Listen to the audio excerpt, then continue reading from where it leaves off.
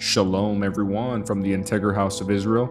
I'm going to be going over the last Aliyah from Parashah, Acharei. I'll be reading today from the book of Leviticus, chapter 18, verse 22 through 30. And I'll also be reading from the book of Hebrews, chapter 7. Do not practice homosexuality, having sex with another man as with a woman. It is a detestable sin.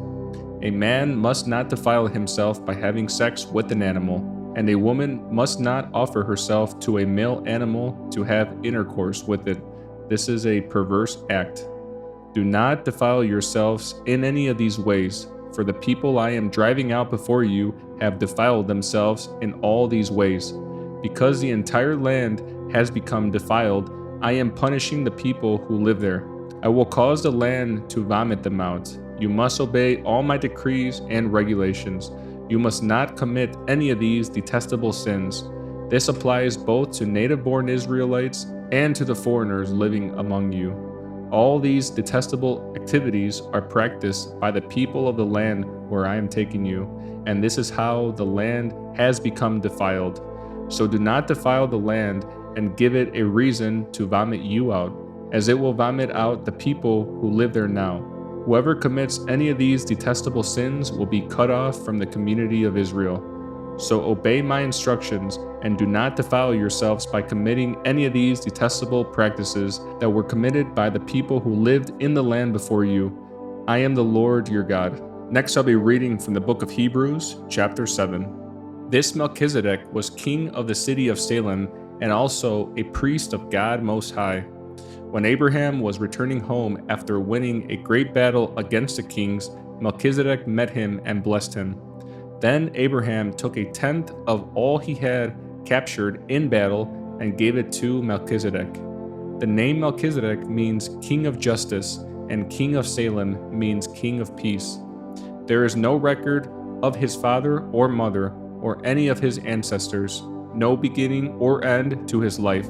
He remains a priest forever, resembling the Son of God. Consider then how great this Melchizedek was. Even Abraham, the great patriarch of Israel, recognized this by giving him a tenth of what he had taken in battle. Now the law of Moses requires that the priests, who are descendants of Levi, must collect a tithe from the rest of the people of Israel, who are also descendants of Abraham. But Melchizedek was not a descendant of Levi, collected a tenth from Abraham, and Melchizedek placed a blessing upon Abraham, the one who had already received the promises of God. And without question, the person who has the power to give a blessing is greater than the one who is blessed.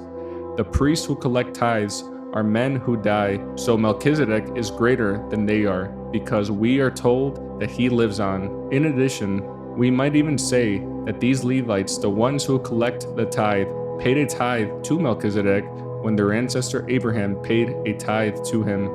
For although Levi wasn't born yet, the seed from which he came was in Abraham's body when Melchizedek collected the tithe from him. So if the priesthood of Levi, on which the law was based, could have achieved the perfection God intended, why did God need to establish a different priesthood with a priest in the order of Melchizedek instead of the order of Levi and Aaron? And if the priesthood is changed, the law must also be changed to permit it.